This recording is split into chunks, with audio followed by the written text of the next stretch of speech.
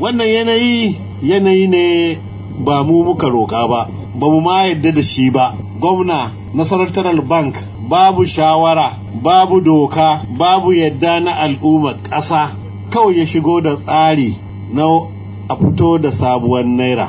To irin wannan a duniya akan yi, a Najeriya ma an taɓa yi, amma akan yi shi da hikima, akan yi shi da dabara, akan yi shi da sanin makama, akan yi shi da ilimi, akan yi shi da sanin ya kamata. Amma wannan karan wannan gwamna sai ɗauko tsari wanda al'umma za su wahala. Ka je banki an karɓe tsofaffin kuɗi, sababbin kuma sun yi ƙaranci. Aje wasu wurare da ake kira POS inda za ka je ɗan ƙaramin kuɗi ka karba, shi ma ana ta layi babu sababbin kuɗi, ka ba da tsofaffi kuma ga karba. Sannan ATM da aka saba da shi ma babu sababbin kuɗi, tsofaffin kuɗin kuma su ma babu. Waɗansu su kwana, waɗansu yi sammako domin su samu kuɗi abin da za su ci, ba kyauta suke nema ba. Ka je bankin ma ai sai ka kashe kuɗi, domin ba a ƙasa za ka tafi ba. Idan a babur za ka tafi sai ka sa mai, to idan kuɗin man. Idan a mota za ka tafi shi ma haka. In a ƙas kuma za ka yi tuƙa-tuƙa, to idan ba ka yi karin kumallo mai ƙarfi ba,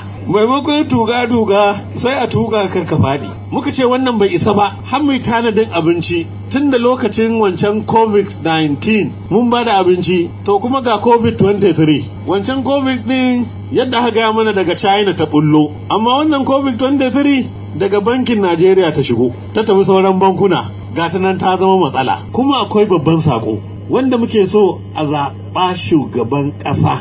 Asuwaju, wannan fa Asuwaju ɗin fa haifaffen Kano ne, sunansa Ashiru. Kada ba ku yi watan kai, sunansa Ashiru. Wannan Bola ɗin fa Bala ne ba Bola ba. Yarbawa ne da basu maimakon su faɗi Bala suka ce Bola, muka ce aje shi kenan a taɓa haka.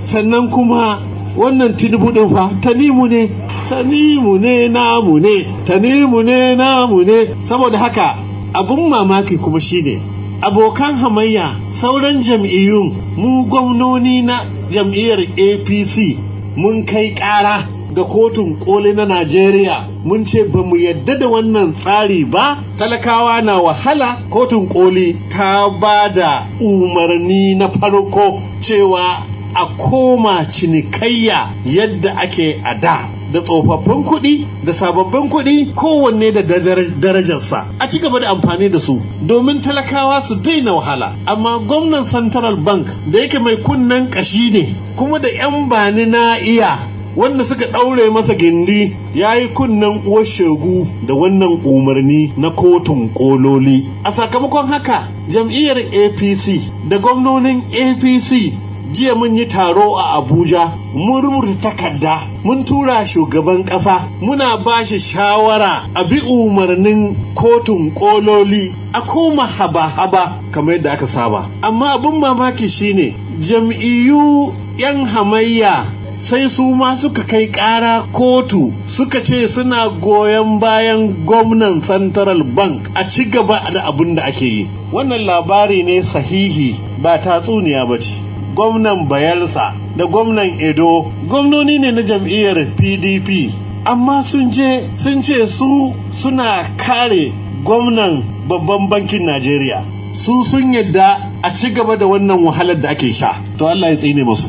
To kuma jam'iyyar NNPP wai ta fito ta ce gwamnan jihar Kano wai bai yi da'a ba. Kai al'amari sun lalace. Yanzu faɗar gaskiya ya zama shi ne lalacewa. Akwai wani abu da ya fi gaskiya. Saboda haka wai gwamnan jihar Kano bai yi da'a ba, bai kyauta ba, saboda ya ce marasa ƙarfi a daina yi masa azaba, talaka a daina yi masa azaba, kai mai arzikin ma a daina yi masa azaba. Wai gwamnan jihar Kano wai bai yi da'a ba. To kun san biri yayi kama da mutum, kuma mutum ma yayi kama da biri. Biri yayi kama da mutum ma yayi kama da biri. Abin da yasa nace haka, so suke a ci gaba da wannan domin talaka ya sha wahala, domin ba so suke mulki ba.